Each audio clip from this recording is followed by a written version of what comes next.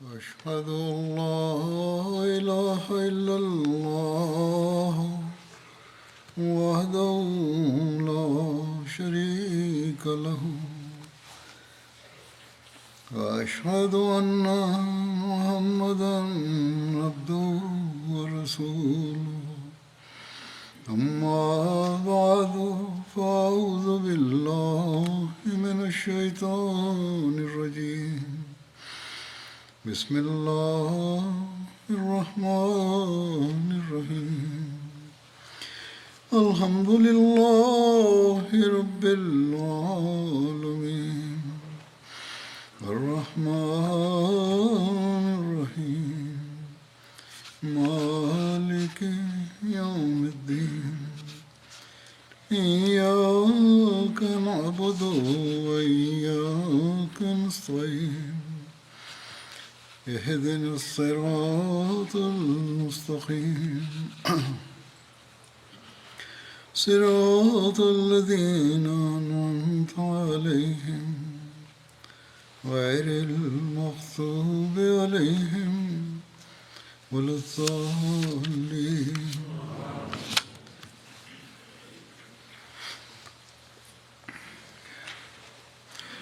آج کل خطبات میں غزوہ احد کا ذکر ہو رہا ہے.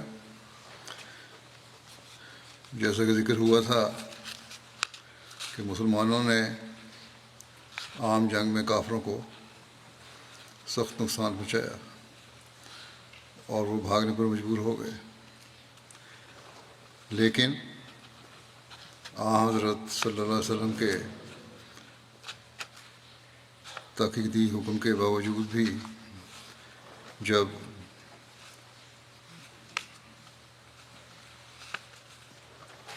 درے کی حفاظت پر مامور اکثریت نے درہ خالی کر دیا تو دشمن نے اس طرح سے حملہ کیا اور مسلمانوں کو شدید نقصان پہنچایا.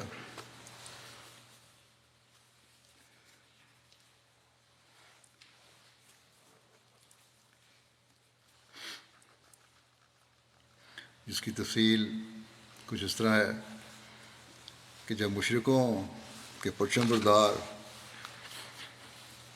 ایک ایک کر کے قتل ہو گئے اور کوئی شخص بھی اب پرچم اٹھانے یا اسے قریب آنے کی ہمت نہ کر سکا، تو ایک دم مشرک پسپا ہونے لگے اور پیٹھ پھیر کر بھاگنے لگے. ان کی عورتیں بھی جو کچھ ہی دیر پہلے پرمسرت لہجوں اور پورے جوش و خروش سے دف بجا بجا کر گا رہی تھیں، دف پھینک کر پہاڑ کی طرف بھاگیں. مسلمانوں نے دشمن کو بھاگتے دیکھا تو ان کا پیچھا کر کے ان کے ہتھیار لینے اور مال غنیمت جمع کرنے لگے. اسی وقت مسلمانوں کا وہ تیر انداز دستہ جس کو حضرت صلی اللہ علیہ وسلم نے پہاڑی پر تعینات کر کے حکم دیا تھا کہ کسی بھی حال میں اپنی جگہ سے نہ ہلیں، وہاں سے مال غنیمت جمع کرنے کے لیے بھاگا. یہ کہا جاتا ہے رسول اللہ صلی اللہ علیہ وسلم کی طرف سے اس دستے کے امیر حضرت عبداللہ بن جبیر نے ان کو سختی سے منع کیا کہ ان کو کسی حال میں بھی یہاں سے ہٹنے کا حکم نہیں ہے، مگر وہ لوگ نہیں مانے اور کہنے لگے مشرکین کو شکست ہو گئی ہے، اب ہم یہاں ٹھہر کر کیا کریں گے. یا کہ یہ کہہ کر وہ لوگ پہاڑی سے اتر آئے اور مال غنیمت جمع کرنے لگے. اگرچہ ان میں سے اکثر لوگ اپنی جگہ چھوڑ چکے تھے، مگر ان کے امیر حضرت عبداللہ بن جبیر اور کچھ دوسرے صحابہ اپنی جگہ جمے رہے، جن کی تعداد 10 سے بھی کم ہوگی. انہوں نے نیچے جانے والوں سے کہا، یعنی درے سے جو نیچے اترے تھے، کہ میں رسول اللہ صلی اللہ علیہ وسلم حکم کی خلاف ورزی ہرگز نہیں کروں گا. ان کے امیر نے یہ کہا. اکثر مورخین اور سیرت نگار درہ چھوڑنے والے صحابہ کا ذکر کرتے ہوئے یہی بیان کرتے ہیں کہ ان کو مال غنیمت کی جلدی تھی، اس لیے وہ اصرار کر رہے تھے کہ جب باقی سب لوگ مال غنیمت لوٹ رہے ہیں تو ہم کیوں پیچھے رہیں. جبکہ ان کے امیر حضرت عبداللہ بن جبیر انہیں روک رہے تھے کہ ہمیں نبی کریم صلی اللہ علیہ وسلم کو یہی حکم تھا کہ جو بھی ہو تم لوگ اپنی جگہ اس جگہ سے نہیں ہٹو گے. اس لیے ہمیں یہیں رہنا چاہیے۔ لیکن ان لوگوں کی اکثریت نے امیر کی بات سے اتفاق نہیں کیا اور مال غنیمت لوٹنے کے لیے درے سے نیچے اتر آئے۔ یہ اکثر مورخین نے یہ لکھا ہے، اور کتب حدیث اور تفسیر میں بھی عمومی طور پر یہی ذکر ملتا ہے کہ یہ صحابہ مال غنیمت کی جلدی کی وجہ سے درہ چھوڑ کر چلے گئے۔ اور سورہ آل عمران کی آیت 153 جو ہے کہ منکم من یرید الدنیا و منکم من یرید الآخرہ، کہ تم میں سے ایسے بھی ہیں جو دنیا کے طلب رکھتے تھے، اور تم میں ایسے بھی تھے جو آخرت کی طلب رکھتے تھے۔ اس کی تفسیر کرتے ہوئے اکثر مفسرین بھی یہی لکھتے ہیں کہ صحابہ مال غنیمت کے حصول کے لیے جلدی جانا چاہتے تھے۔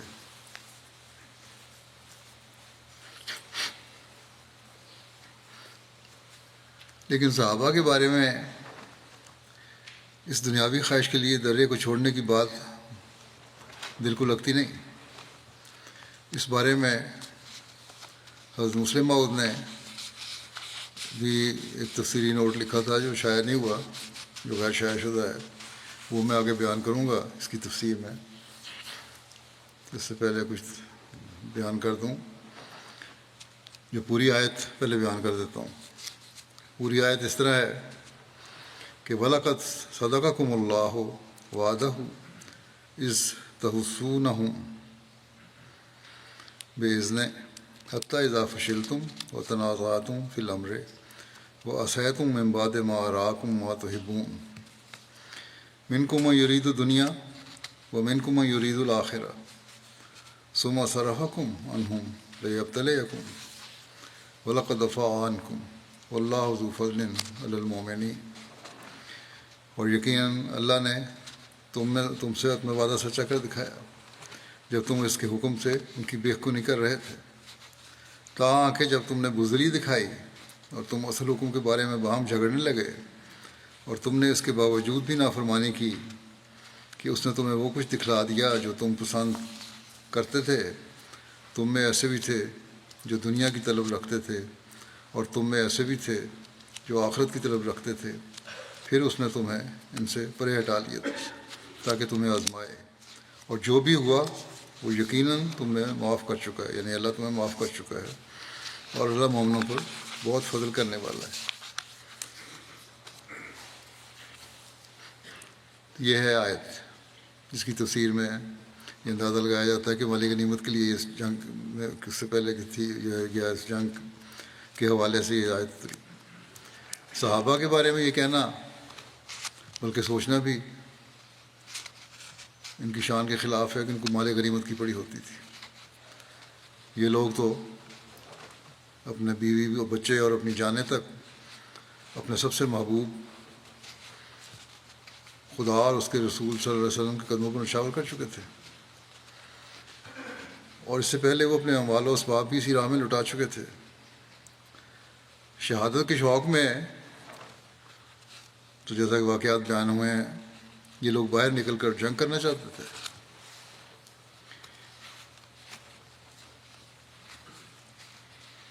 اور یہ جنگیں مال غنیمت حاصل کرنے کے لیے نہیں لڑی جا رہی تھیں۔ یہ تو الزام ہے مسلمانوں پہ۔ ہاں، فتح کی صورت میں مال غنیمت مل جانا ایک ضمنی بات تو ہو سکتی ہے، لیکن صحابہ کا مطلوب و مقصود مال غنیمت حاصل کرنا ہرگز نہیں ہو سکتا تھا۔ بہرحال تاریخ اسلام میں اور اسی طرح قرآن صلی اللہ علیہ وسلم کی سیرت اور سوانح بیان کرتے ہوئے مورخین جو ہیں یا سیرت نگار ہیں، یہ محدث ہیں یا مفسر ہیں، ان بزرگوں کو لگتا ہے کہ کہیں غلطی لگی ہے، اور محض کسی روایت کی سند وغیرہ پر اعتبار کر کے یہ لوگوں نے اپنی سادگی میں یا اس پر یقین رکھے کہ روایت صحیح ہوگی، ایسا بیان کر دیا ہے کہ صحابہ مال غنیمت کے لیے نیچے اترے تھے۔ انہیں اس بات کا احساس نہیں ہوا کہ عواقب اور اثرات کے لحاظ سے یہ بات کتنی زیادہ نقصان دہ ثابت ہو سکتی ہے، اور وہ بات رسول اکرم صلی اللہ علیہ وسلم کی ذات بابرکات ہو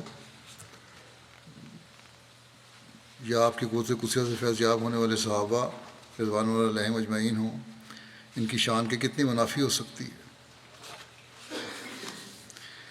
بہرحال صحابہ کی قربانی اور جذبہ شہادت کو دیکھ کر یہ بات یقین کرنی مشکل ہے کہ صحابہ صرف مال غنیمت حاصل کرنے کے لیے اس درہ کو چھوڑنے کے لیے جلدی کر رہے تھے۔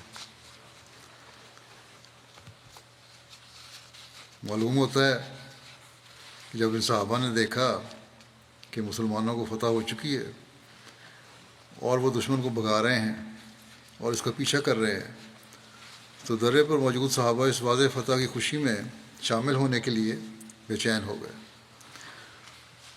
اور فتح پر ختم ہوتی ہوئی اس جنگ کے آخری لمحات میں شامل ہونے کی تڑپ سے بے چین ہو رہے تھے کہ ہم بھی شامل ہو جائیں اس خوشی میں۔ وہ شاید سمجھ رہے ہوں کہ ہمارے دوسرے بھائی تو جہاد میں براہ راست حصہ لے رہے ہیں اور ہم یہاں درے میں کھڑے ہیں، تو جہاد میں شامل ہونے کا شوق جوش میں آیا کہ اب فتح تو ہو چکی ہے، تو آج کے دن کے ختم ہوتے ہوئے جہاد میں عملاً بھی شامل ہو جائیں، اس فتح کی خوشی تو منا لیں کم از کم۔ لیکن ان کے امیر حضرت عبداللہ بن جبیر جو زیادہ صاحب فراست ثابت ہوئے، ان کی نظر نبی کریم صلی اللہ علیہ وسلم کے اس ارشاد پر تھی کہ خواہ کچھ بھی ہو یہاں سے نہیں ہٹنا۔ یہ ان کا فیصلہ تھا اور درست فیصلہ تھا کہ جو بھی ہے ہمیں یہاں سے ہٹنا نہیں چاہیے۔ جیسے میں نے کہا تھا کہ حضرت مسلم ماؤد بغیر مطبوعہ نوٹس میں اس آیت کی کچھ تفسیر ملتی ہے۔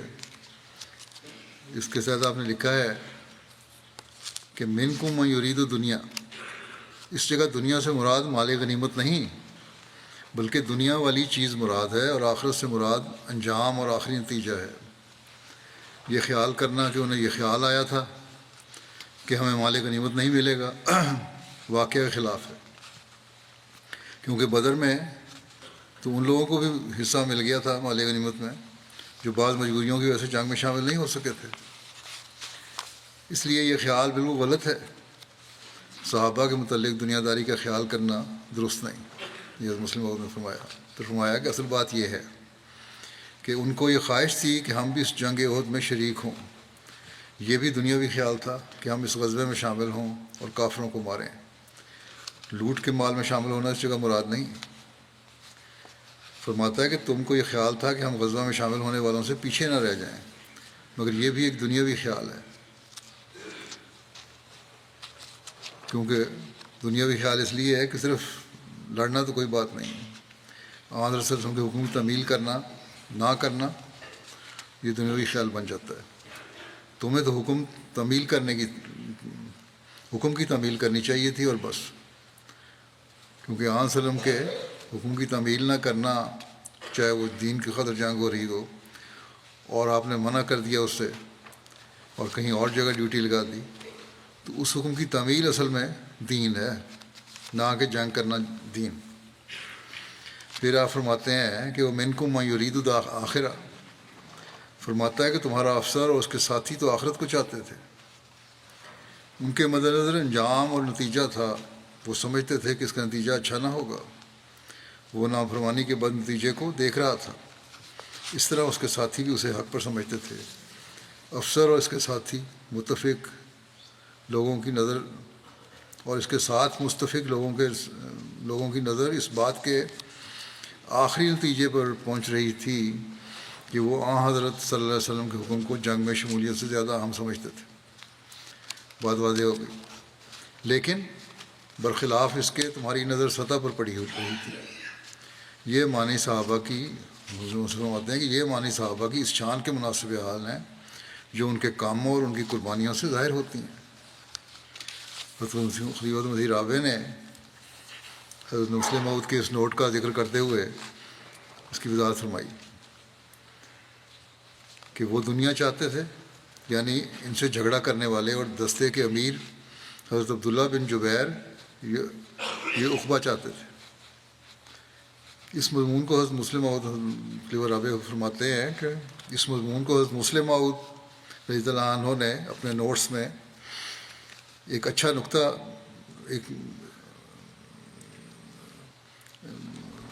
اس مضمون کو اپنے نوٹس میں انہوں نے بیان کیا ہے اور ایک اچھا نقطہ بیان فرمایا ہے کہ یہاں دنیا سے مراد جو لوگ یہ لیتے ہیں کہ لوٹ مار اور مال غنیمت، یہ درست نہیں ہے۔ وہ وقتی فتح کی طرف نظر رکھ رہے تھے، اور دنیا سے مراد ان کی یہاں یہ ہے کہ وہ جو معاملہ پہلے ظاہر ہو چکا ہے ان کی نظر اس پر تھی، اور عبداللہ بن جبیر یعنی جنگ جو جیتی جا چکی تھی، اور عبداللہ بن جبیر رضی اللہ عنہ کی آخرت پر نظر تھی کہ وہ حضرت رسول اکرم صلی اللہ علیہ وسلم کی رضا میں سب سے بڑی کامیابی دیکھتے تھے۔ بس وہ یہ چاہتے تھے کہ بالآخر محمد رسول اللہ صلی اللہ علیہ وسلم اور اللہ راضی رہے، اور یہ جو وقتی طور پر جو چیزیں دکھائی دے رہی ہیں بالکل بے معنی اور بے حقیقت ہیں۔ اصل ہماری نیکی ان کی رضا حاصل کرنا ہے۔ بس حضرت مسلم موعود رضی اللہ عنہ فرماتے ہیں کہ اور آپ نے آگے بیان کیا کہ بس حضرت مسلم موعود رضی اللہ عنہ فرماتے ہیں کہ یہ بحث ہی بے تعلق ہے کہ وہ دنیا چاہ رہے تھے اور وہ آخرت چاہ رہے تھے، کیونکہ حقیقت یہ ہے کہ دنیا وہ تھی بھی کتنی سی، وہ عجیب و غریب سی بات نظر آتی ہے۔ وہ درے سے بھاگے ہوں گے، تو تفصیل بیان کی انہوں نے کہ درے سے بھاگے ہوں گے وہ جو درے کی حفاظت مامور تھے، اس وقت تک تو سب چیزیں بٹ بھی چکی ہوں گی، اور یہ خیال کہ ان کو یہ جلدی تھی کہ ہم جلدی سے وہاں جا کر شامل ہو جائیں۔ یہ کیوں نہیں سوچتے کہ جیسا کہ قرآن کریم فرماتا ہے حسن ظن کرو اپنے لوگوں پر کہ وہ اس خیال سے گئے تھے کہ سارے فتح کے شادیانے بجا رہے ہیں، خوش ہو رہے ہیں، رسول اللہ صلی اللہ علیہ وسلم کے قریب کھڑے ہیں، ایک دوسرے کو مبارکباد دے رہے ہوں گے، تو ہم کیوں اس منظر سے پیچھے رہیں؟ تو بسا اوقات ایسا ہوتا ہے، اور یہ فطرت کے عین مطابق ہے کہ جہاں جشن منایا جا رہا ہو، خوشی منائی جا رہی ہو، سب دوڑ دوڑ کر وہاں پہنچتے ہیں۔ یہاں بھی اپنے قیام کے دوران رابع کہتے ہیں ہم بارہا دیکھ چکے ہیں کہ کوئی اچھی خبر ہو تو یہاں کوئی مال غنیمت لوٹنے تو نہیں لوگ آتے، لوگ پہنچتے ہیں اور خوشی میں حصہ لینے پہنچتے ہیں۔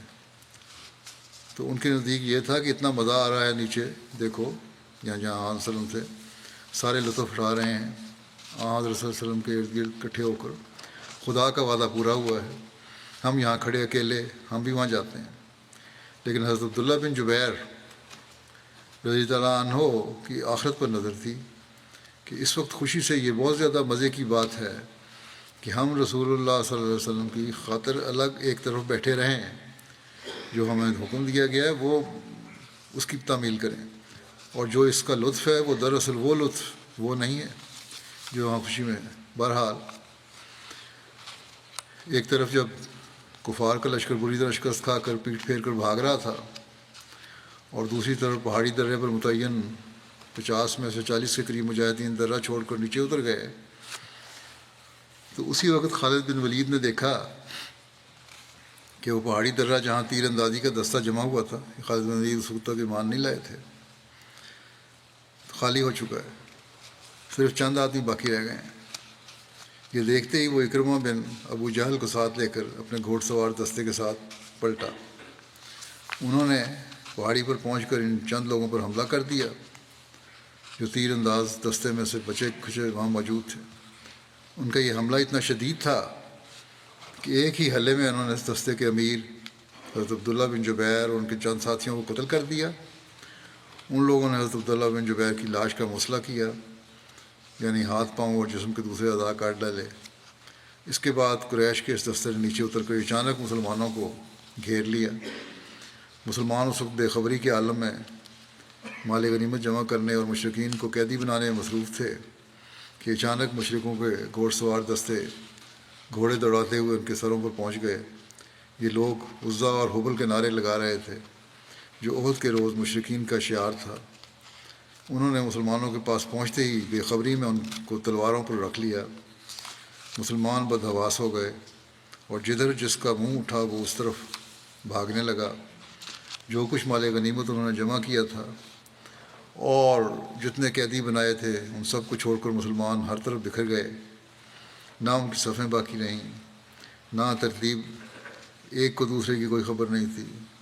مشرکین کا پرچم اس وقت تک زمین پر پڑا ہوا تھا کہ اس نئی صورتحال کو دیکھ کر اچانک ایک عورت امرہ بنت علقمہ نے اس کو اٹھا کر بلند کر دیا اور مشرکین کو اونچی آواز میں واپس بلانا شروع کیا۔ بھاگتے ہوئے مشرکین نے اپنے پرچم کو سر بلند ہوتے دیکھا تو وہ سمجھ گئے کہ جنگ کا پانسا پلٹ چکا ہے، اور سب کے ساتھ پلٹ کر پھر اپنے جھنڈے کے گرد جمع ہو گئے۔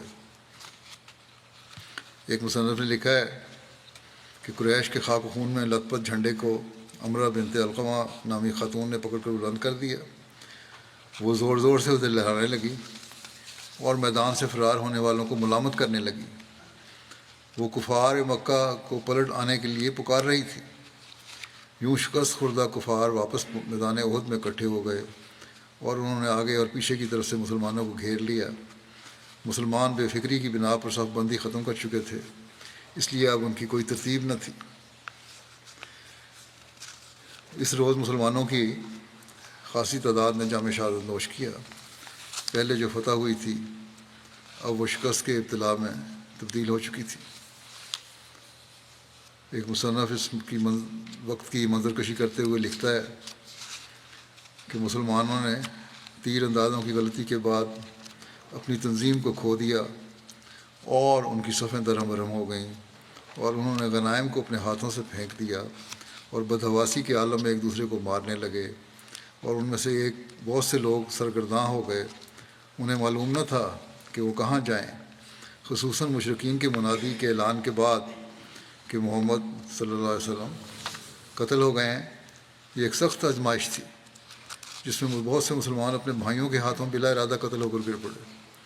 بعض دفعہ غلطی سے مسلمانوں نے مسلمانوں کو بھی قتل کر دیا، اور متوقع تھا کہ دشمن کی کثرت تعداد جس نے خالد کی کارروائی کے بعد دوبارہ اپنے آپ کو منظم کر لیا تھا، مسلمانوں کی قلیل تعداد کو تباہ کر دے گی اور ان کا خاتمہ کر دے گی۔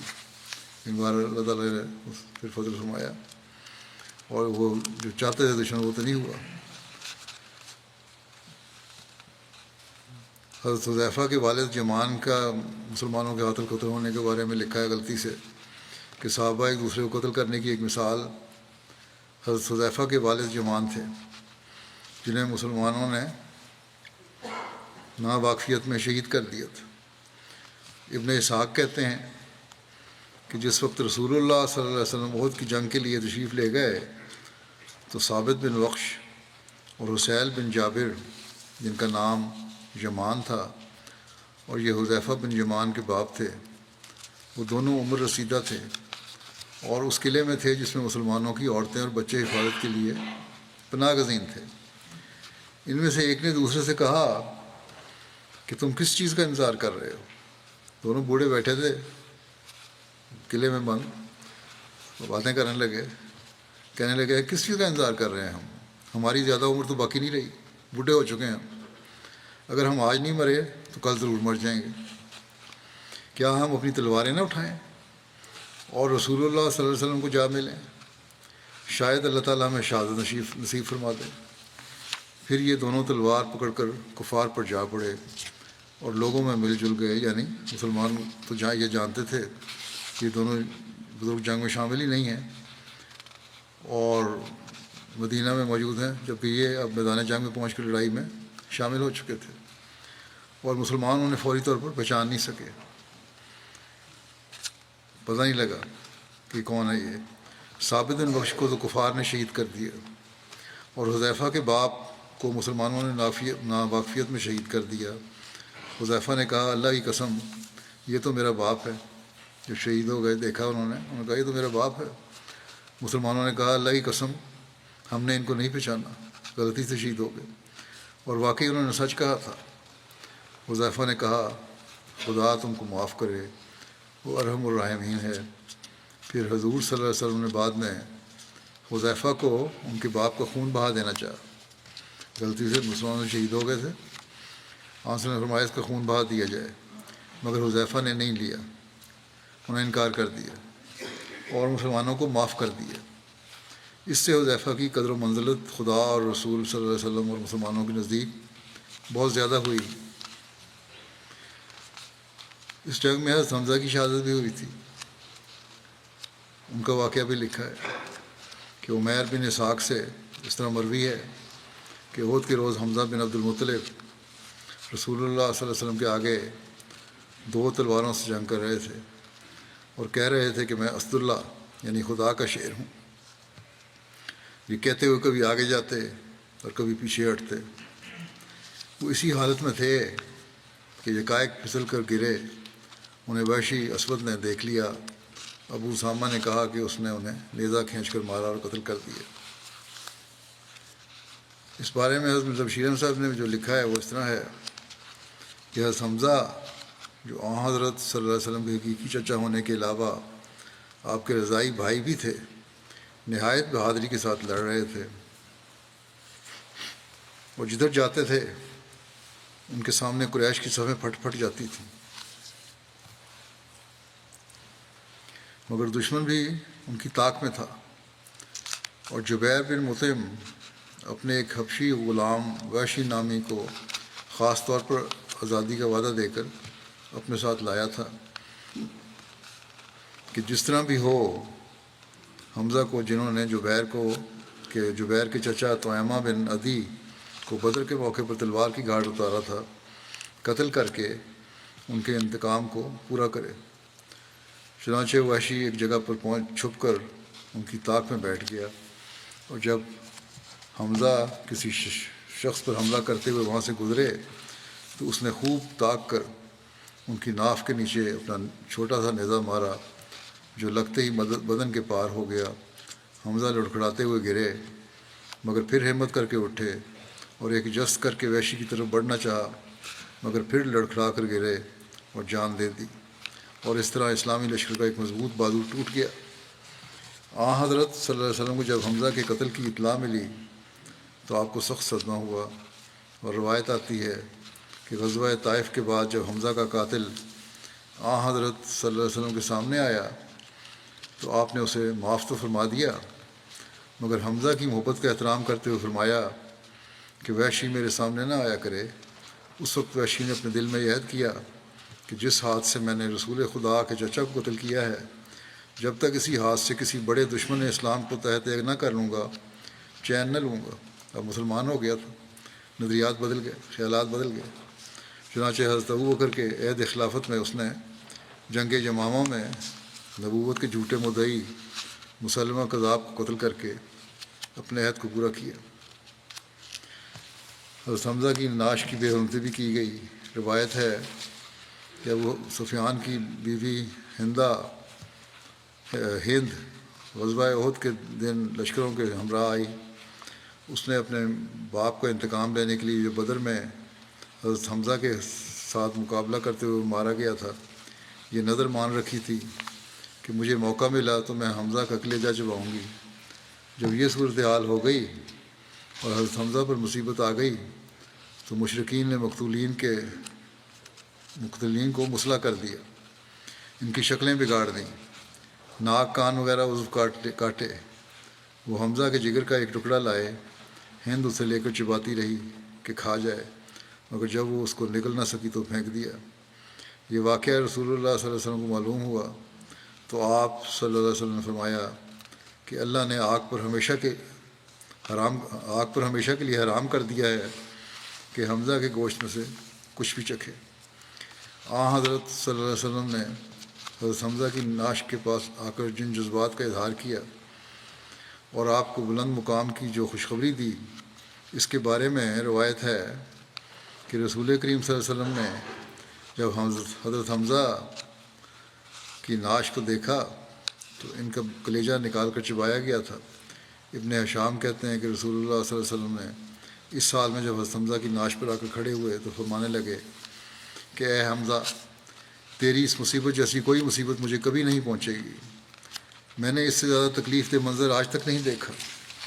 پھر آپ صلی اللہ علیہ وسلم نے فرمایا، جبریل نے آ کر مجھے خبر دی ہے کہ حمزہ بن عبد المطلب کو 7 آسمانوں میں اللہ اور اس کے رسول کا شعر لکھا گیا ہے۔ خلیفہ مسیح ثانی رضی اللہ عنہ بیان فرماتے ہیں کہ رسول کریم صلی اللہ علیہ وسلم کے شدید دشمنوں میں سے ایک ہندا تھی جو اتنی سخت مخالف تھی کہ جنگ احد کے موقع پر لوگوں کو شعر پڑھ بھڑکاتی تھی کہ جاؤ اور اسلامی لشکر پر حملہ کرو. اور جب ایک خطرناک موقع مسلمانوں کے لیے آیا تو اس نے کہا جو شخص حضرت حمزہ کا جو آن حضرت صلی اللہ علیہ وسلم کے چچا تھے کلیجہ نکال کر میرے پاس لے آئے گا اور اسی طرح ان کا ناک اور ان کے کان کاٹ کر لے آئے گا میں اسے انعام دوں گی. چنانچہ حضرت حمزہ کی نعش کے ساتھ ایسا ہی سلوک کیا گیا. جنگ کے بعد جب رسول کریم صلی اللہ علیہ وسلم کو یہ بات معلوم ہوئی کہ آپ کے چچا کی ایسی بے حرمتی کی گئی ہے تو طبی طور پر آپ کو تکلیف ہوئی اور آپ نے فرمایا کہ جب دشمنوں نے اس قسم کے ظالمانہ سلوک کی ابتدا کر دی ہے تو میں بھی ان کے ساتھ ایسا ہی سلوک کروں گا. تب اللہ تعالیٰ کی طرف سے آپ پر وحی نازل ہوئی کہ ان کے اس ظالمانہ سلوک کے باوجود آپ کو ایسا کوئی اقدام نہیں کرنا چاہیے اور عفو اور درگزر سے کام لینا چاہیے. چنانچہ اسلام میں منع کر دیا گیا. یہاں حضرت حمزہ کی بہن کا بھی واقعہ لکھا ہے کہ کس طرح انہوں نے صبر و رضا اور اطاعت کا قابل رشک نمونہ دکھایا. حضرت زبیر سے مروی ہے کہ غزوہ احد کے دن اختتام پر ایک عورت سامنے سے بڑی تیزی کے ساتھ آتی ہوئی دکھائی تھی. قریب تھا کہ وہ شہداء کی لاشیں دیکھ لیتی. نبی کریم صلی اللہ علیہ وسلم نے اس کو اچھا نہیں سمجھا کہ کوئی خاتون وہاں آئے اور لاشوں کی جو بہت بری حالت تھی کیونکہ مسلح ہوا تھا اکثر کا دیکھ سکے. اس لیے فرمایا کہ اس عورت کو روکو. حضرت زبیر فرماتے ہیں کہ میں نے غور سے دیکھا کہ یہ تو میری والدہ ہے حضرت صفیہ ہیں. چنانچہ میں ان کی طرف دوڑتا ہوا گیا اور شہداء کی لاشوں تک پہنچنے سے قبل ہی میں نے انہیں جا لیا. انہوں نے مجھے دیکھ کر میرے سینے پر ہاتھ مار کر مجھے پیچھے دھکیل دیا. ایک مضبوط خاتون تھیں وہ کہنے لگیں کہ پرے ہٹو میں تمہاری کوئی بات نہیں مانوں گی. میں نے عرض کیا کہ نبی کریم صلی اللہ علیہ وسلم نے آپ کو روکنے کا کہا ہے کہ آپ ان لاشوں کو مت دیکھیں. یہ سنتے ہی وہ رک گئیں اور اپنے پاس موجود 2 کپڑے نکال کر فرمایا یہ 2 کپڑے ہیں جو میں اپنے بھائی حمزہ کے لیے لائی ہوں کیونکہ مجھے ان کی شادی کی خبر مل چکی ہے. بہرحال انہوں نے بیٹے کی بات نہیں مانی, اس کو دھکا مار کے پیچھے کر دیا. لیکن جب آن حضرت صلی اللہ علیہ وسلم کی حوالہ سنا تو اطاعت میں فوری طور پر رک گئیں.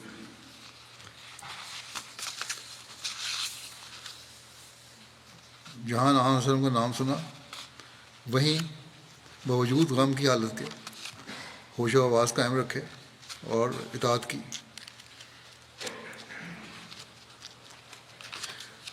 پھر کہنے لگیں کہ رسول اللہ صلی اللہ علیہ وسلم سے عرض کرو, رک تو میں گئی ہوں نہیں جاتی, لیکن آن صلی اللہ علیہ وسلم سے عرض کرو کہ مجھے پتہ چل چکا ہے کہ میرا بھائی حمزہ شہید ہو چکا ہے اور کفار نے ان کی لاش کا مسئلہ کر دیا ہوا ہے. میں صرف اس کو دیکھنا چاہتی ہوں اور وعدہ کرتی ہوں کہ کوئی وویلا نہیں کروں گی, صبر کروں گی. چنانچہ جب حضرت زبیر نے رسول اللہ صلی اللہ علیہ وسلم سے عرض کیا تو آپ صلی اللہ علیہ وسلم نے فرمایا کہ انہیں جانے دو, ٹھیک ہے دیکھ لیں جا کے. وہ اپنے بھائی کی نعش کے پاس جا کر بیٹھ گئیں اور شیر جیسے بہادر شہید کو یوں دیکھ کر بے اختیار آنکھوں سے آنسو کی نہر جاری ہو گئی, لیکن زبان سے کوئی حرف نہ نکالا. ایک روایت کے مطابق رسول اللہ صلی اللہ علیہ وسلم بھی ان کے پاس تشریف لے آئے اور ان کے پاس آ کر بیٹھ گئے اور آپ صلی اللہ علیہ وسلم کی آنکھوں سے بھی آنسو رواں ہونے لگے. بہادر اور صابر بہن نے کچھ دیر ان اشکوں سے خراج عقیدت پیش کیا اور اٹھ کھڑی ہوئیں اور اپنے بیٹے سے کہنے لگیں کہ اپنے بھائی کے لیے 2 چادریں لائی تھیں, جیسا کہ پہلے بتایا تھا. شہادت کی خبر مجھے مل چکی تھی اس لیے لے آئی تھی, تم انہیں ان کپڑوں میں دفن کر دینا. راوی کہتے ہیں کہ جب ہم حضرت حمزہ کو ان 2 کپڑوں میں دفن دینے لگے تو دیکھا کہ ان کے پہلو میں ایک انصاری شہید ہوئے پڑے ہیں. ان کے ساتھ بھی وہی سلوک کیا گیا تھا جو حضرت حمزہ کے ساتھ کیا گیا تھا.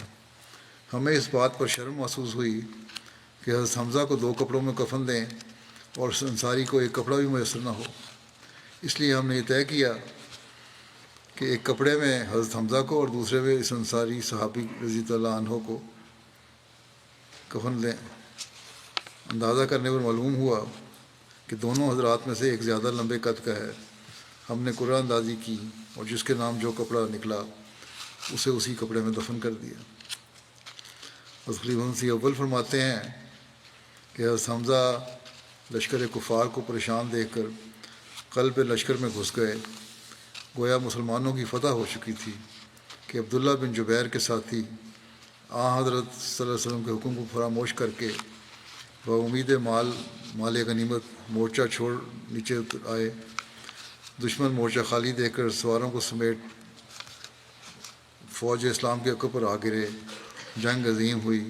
حضرت امیر حمزہ اور عبداللہ بن جبیر شہید ہوئے۔ حضرت علی اور حضرت عمر اور حضرت صدیق رضی اللہ عنہ بھی مجروح ہوئے۔ ہند بنت عتبہ زوجہ ابو سفیان نے امیر حمزہ کا جگر چیر کر چبایا اور مسلمان مقتولوں کے گوشت بینی یعنی کان اور ناک کاٹ کر اور ان کے ہار بنا کر گلے میں پہنے۔ یہ بے ادبیاں شہیدوں کی لاشوں سے دیکھ کر مسلمانوں کی آنکھوں میں خون اتر آیا، یہاں تک کہ خود حضرت صلی اللہ علیہ وسلم پر ایسی رقت طاری ہوئی اور ایسا غیظ آیا کہ آپ نے بھی حکم دیا کہ اب جو تمہاری فتح ہو تو تم بھی کفار کی لاشوں سے ویسا ہی سلوک کرنا۔ چنانچہ اپنے عزیز جان نثار چچا امیر حمزہ کو دیکھ کر فرمایا لَأُمَثِّلَنَّ بِسَبْعِينَ مِنْهُمْ مَكَانَكَ، یعنی تیرے عوض میں ان کے 70 کو مسلح کروں گا، مگر فطری رحم جبلی لینت میں بشری عارضی غضب پر غالب آ کر آیت ذیل کے نزول کی تحریک کہ وَإِنْ عَاقَبْتُمْ فَعَاقِبُوا بِمِثْلِ مَا عُوقِبْتُمْ بِهِ وَلَئِنْ صَبَرْتُمْ لَهُوَ خَيْرٌ لِلصَّابِرِينَ۔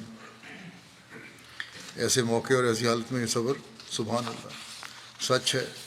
وَمَا أَرْسَلْنَاكَ إِلَّا رَحْمَةً لِلْعَالَمِينَ، آن وسلم کی رحمت للعالمین ہونے کی اس میں آپ نے تعریف بیان فرمائی ہے۔ بس اس روز سے خلیفہ اول فرماتے ہیں اس روز سے لاشوں کی پامالی کرنے اور ان کے مسلح کرنے کی رسم کبھی جو اگلے زمانے کی سب قوموں میں جاری تھی مسلمانوں میں قطعاً حرام ہو گئی ہے، اور صرف اسلام ہی کو یہ فخر عطا ہوا۔ اس لڑائی میں بڑا صدمہ مسلمانوں کو پہنچا اور عبداللہ بن جبیر کی سپاہ کی خطا سے یہ بلا آئی، مگر ایک فائدہ عظیم بھی حاصل ہوا کہ منافقوں کا نفاق اور یہودیوں کا بغض اور عناد صاف صاف عیاں ہو گیا اور خالص مسلمان ممتاز ہو گئے۔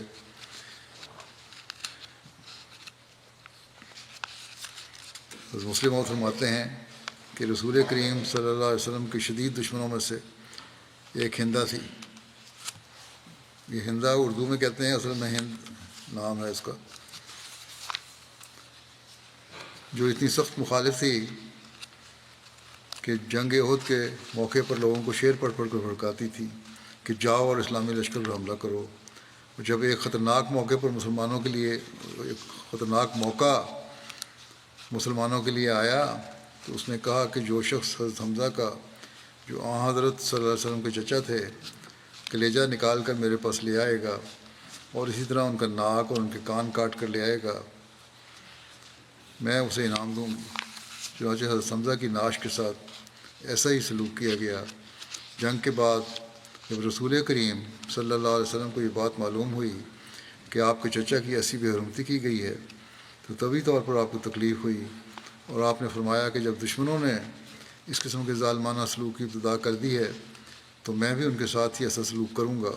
تب اللہ تعالیٰ کی طرف سے آپ پر وحی نازل ہوئی کہ ان کے اس ظالمانہ سلوک کے باوجود آپ کو ایسا کوئی اقدام نہیں کرنا چاہیے اور عفو و درگزر سے کام لینا چاہیے۔ جنگ کی تفصیل انشاءاللہ باقی آئندہ بیان کروں گا۔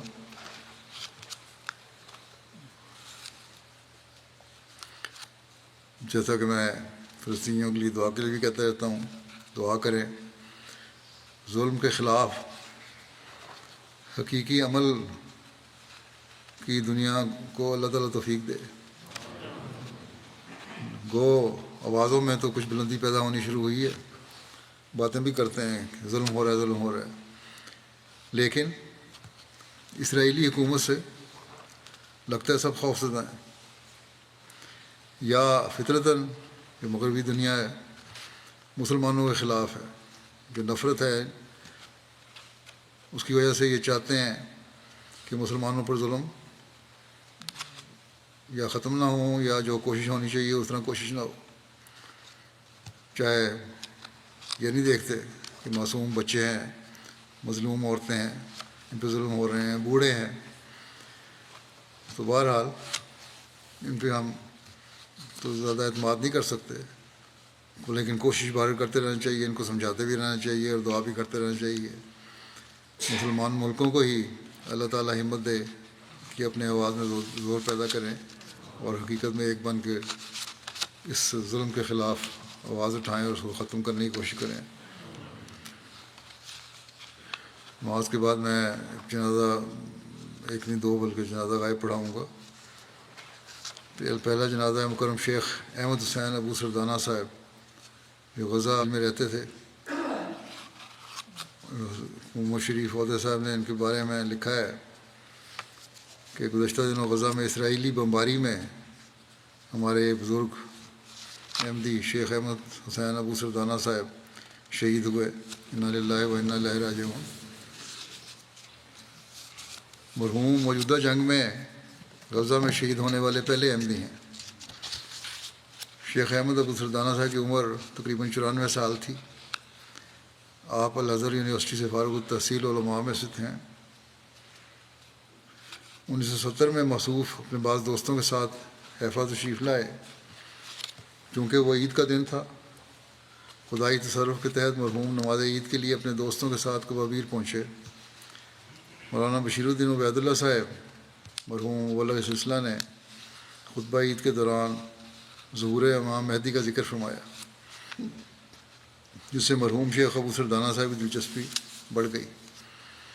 انہوں نے ساتھ بیٹھے ہوئے احمدی فلاح الدین عہدہ صاحب سے کہا کہ مولانا بشیر الدین عبید اللہ سے میری تفصیلی ملاقات کروا دو. دوران گفتگو انہوں نے مولانا صاحب سے کہا کہ مجھے میرے والد مرحوم کی نصیحت ہے کہ اگر تمہیں اپنی زندگی میں امام مہدی کی آمد کی خبر ملے تو ضرور بیعت کرنا. چنانچہ اسی روز مکرم شیخ احمد ابو سردانہ صاحب نے بیعت کی. ان کی بیعت کو دیکھ کر ان کے بعض ساتھیوں نے بھی بیعت کی. مرحوم اپنے علاقے میں ایک معزز عالم کے طور پر ہر دل عزیز تھے. ان کی کوئی اولاد نہیں ہے، البتہ ان کے عزیزوں میں سے بعض مخلص احمدی موجود ہیں. بیعت کے بعد مرحوم حسب توفیق کوابیر بھی جاتے رہے اور کوابیر کے احمدیوں سے رابطے میں رہے. خلافت سے بہت محبت کرنے والے تھے اور کئی دفعہ انہوں نے اس بات کا اظہار کیا کہ وہ سچے احمدی ہیں.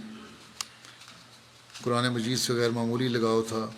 ہر ہفتے میں ایک بار قرآن کریم کی مکمل تلاوت کیا کرتے تھے. بلکہ انہوں نے مجھے پیغام بھیجا تھا جو اور ریکارڈنگ کا، اس میں بھی ذکر ہے. سابق قاضی القضات فلسطین شیخ محمد حسین ابو سردانہ مرحوم احمد ابو سردانہ صاحب کے بھائی تھے. ان کی اہلیہ دوسری بیوی ہیں جو وہ بھی اس حادثے میں زخمی ہوئی ہیں. اللہ تعالیٰ ان کو شفا دے. ڈاکٹر عزیز حفیظ صاحب یہاں سے کمیونٹی فرسٹ کے تحت جاتے رہے. وہاں ان کو ان سے ملنے کا موقع ملا ابو سردانہ صاحب سے. تو انہوں نے کہا جب میں ان کو ملنے گیا تو میری عزت کے لیے اٹھنے کی کوشش کرنے لگے. تو میں نے ان کو کہا بیٹھے رہیں. بڑے جذبات میں آ گئے اور اپنی چھڑی سے ذرا سا ہلکا سا ٹچ کر کے ان کو کہنے لگے کہ تم خلیفۃ المسیح کے نمائندے میرے سامنے کھڑے ہو، میں کیسے بیٹھ سکتا ہوں. بڑا عزت اور احترام تھا خلافت کا. اور پھر انہوں نے ہاتھ پکڑا اور کہنے لگے کہ جس سرزمین سے تم تعلق رکھتے ہو وہاں مسیح موعود آئے تھے. اور مسیح موعود اور خلافت کے لیے ان کی محبت اس قدر تھی کہ ان کو دیکھ کے کہتے ہیں میں بھی اشکبار ہو گیا. پھر انہوں نے ڈاکٹر صاحب کے ذریعے اپنا موبائل پہ پیغام بھی میرے نام بھیجا کہ میں پیغام ریکارڈ کروانا چاہتا ہوں. وہ تو وائرل ہوا بھی ہوا ہے پیغام، میں سنا بھی دیتا ہوں کچھ حصہ اس کا. کہتے ہیں اس پیغام میں جو انہوں نے میرے نام بھیجا تھا کہ میں گواہی دیتا ہوں کہ اللہ کے سوا کوئی معبود نہیں اور محمد صلی اللہ علیہ وسلم اس کے رسول ہیں. السلام علیکم. السلام علیکم خلیفۃ المسیح الخامس. میں ہر ہفتے ایک بار قرآن کریم کا مکمل دور کرتا ہوں اور ہر فجر کے وقت میں آپ کے لیے دعا کرتا ہوں، اور اے میرے خلیفہ میری مدد کریں، مجھے بچائیں، میں مشکل روحانی مصیبت اور پریشانی میں ہوں.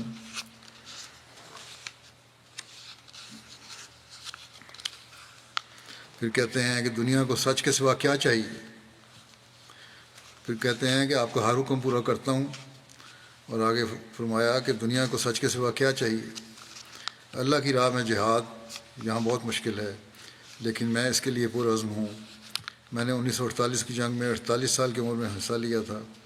میں نے 3 سرحدی جنگ میں کمانڈر کے طور پر خدمات انجام دیں اور سینہ بے گھر ہو گیا تھا.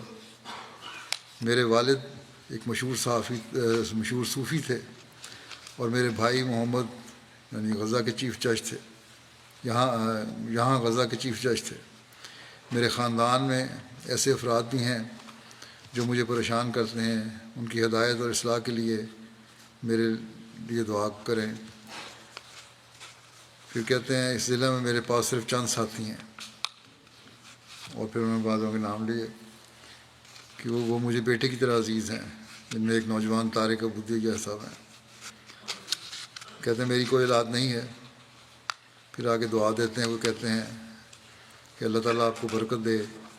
میں آپ کو شکریہ ادا کرتا ہوں اور میں آپ کو یقین دلاتا ہوں قیامت کے دن تک اللہ تعالیٰ سے ملاقات تک آپ میری بیعت قبول فرمائیں، یعنی کہ میں اپنی بیعت کی تجدید کرتا ہوں اور یقین دلاتا ہوں کہ میں سچے دل سے احمدی ہوں. پھر کہتے ہیں کہ احمدیہ عقیدہ کے سوا میرا کوئی اور عقیدہ نہیں ہے. بعض مخالفین نے کہا تھا کہ احمدی نہیں ہے، یوں ہی احمدی مشہور کر رہے ہیں، لیکن ان کا ریکارڈڈ بیان ہے سامنے. اس کے بعد شاید اب وہ چپ کر گئے ہوں گے مخالفین. اللہ تعالیٰ ان کے درجات بلند فرمائے اور ان کی اہلیہ کو بھی شفا دے. اللہ تعالیٰ ان کی دعائیں فلسطینیوں کے لیے بھی قبول فرمائے اور وہاں امن بھی قائم فرمائے اور ان لوگوں کو حضرت مسیح علیہ السلام کو ماننے کی بھی توفیق عطا فرمائے. دوسرا جنازہ ہے عثمان احمد گاکوریا صاحب کینیا کا، جن کی بھی وفات بھی گزشتہ دنوں میں ہوئی تھی. انا للہ و انا الیہ راجعون. ان کو جماعتی خدمات کا سلسلہ ان کا بہت لمبا ہے، کئی دہائیوں میں پھیلا ہوا ہے. 1932 میں یہ پیدا ہوئے تھے. 60 کی دہائی میں ان کو جماعت سے تعارف ہوا. ایک پرانے بزرگ عرب احمدی مرحوم سالم حفیظ صاحب کے ذریعہ سے ان کو جماعت کا تعارف ہوا. اس کے بعد آپ نے مکرم مولانا روشن الدین صاحب مبلغ جماعت کے ذریعے 1964 میں بیعت کی اور جماعت میں شمولیت اختیار کی، اور آخر تک اس عہد بیعت کو بڑی خوش اسلوبی سے نبھایا. محکمہ تعلیم سے وابستہ رہے. کینیا کی آزادی کے بعد کوالے پن پولی ٹیکنک اسکول کے پہلے مقامی پرنسپل مقرر ہوئے. اس طرح ایک دوسرے پولی ٹیکنک کالج کے مقامی پرنسپل، پہلے مقامی پرنسپل کا اعزاز بھی آپ کو حاصل ہوا، جس کا آپ اکثر ذکر کرتے تھے. محکمہ تعلیم میں ہی اعلیٰ عہدے سے ریٹائر ہوئے. متعدد جماعتی کتب کا سواحیلی زبان میں ترجمہ کرنے کی سعادت ملی. نیروبی جماعت کے پہلے مقامی صدر ہونے کا بھی اعزاز آپ کو حاصل ہوا. اسی طرح کینیا جماعت کے اولین مقامی موسیان میں بھی آپ کا شمار ہوتا ہے. مرحوم بہت سے عمدہ اوصاف کے مالک، ایک بااصول انسان تھے. عمر کے آخری حصے تک نماز تہجد میں باقاعدہ تھے. چندہ جات کی ادائیگی میں کبھی لاپرواہی یا سستی نہیں کرتے تھے. مرکزی مبلغین کا آپ کے دل میں بہت احترام تھا اگر کوئی احمدی کسی مرکزی ولے کے بارے میں کوئی ایسی غلط بات کرتا یا شکایت کے رنگ میں کوئی بات کرتا تو فوراً اسے روک دیتے، بلکہ ناراضگی اور شدید ناپسندیدگی کا اظہار کرتے تھے، اور ہمیشہ یہ نصیحت کرتے تھے کہ دیکھو کہ آج تمہیں ان ایمان کی روشنی سے جو متعارف کرایا ہے ان لوگوں نے کرایا ہے۔ حضرت مسیح موعود علیہ السلام کو ماننے کی جو تمہیں توفیق ملی ہے وہ ان کی وجہ سے ملی ہے، ورنہ تم تو جہالت میں پڑے ہوئے تھے۔ اس لیے یہ ان لوگوں کا تم پر احسان ہے اور تمہاری نسلوں پہ بھی احسان ہے، اس لیے ایسی باتیں نہ کیا کرو۔ تو بہرحال یہ تو ان کے اخلاق تھے۔ ہمارے مبلغین کو بھی، نئے جانے والوں کو بھی اب چاہیے کہ اپنے بھی وہ اعلیٰ معیار قائم کریں کہ مقامی لوگوں کے لیے ایک نمونہ بنیں۔ اور اسی طرح مرحوم کے اندر مہمان نوازی کی صفت بھی بہت زیادہ تھی۔ آپ کی تقریباً ساری اولاد جماعت سے جڑی ہوئی ہے اور کسی نہ کسی رنگ میں جماعتی خدمت کی توفیق بھی پا رہی ہے۔ آپ کے ایک بیٹے عبدالعزیز گاکوریا صاحب اس وقت صدر مجلس انصار اللہ کینیا ہیں۔ اللہ تعالیٰ ان سے رحم اور مغفرت رسول فرمائے، درجات بلند فرمائے، اور ان کی اولاد کو ان کے نمونے پر چلنے کی توفیق عطا فرمائے۔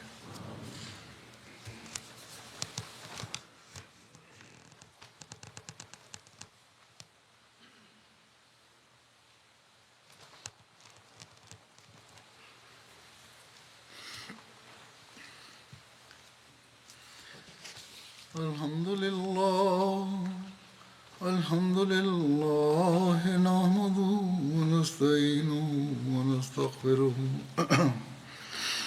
ونؤمن به ونتوكل عليه ونعوذ بالله من شرور أنفسنا ومن سيئات أعمالنا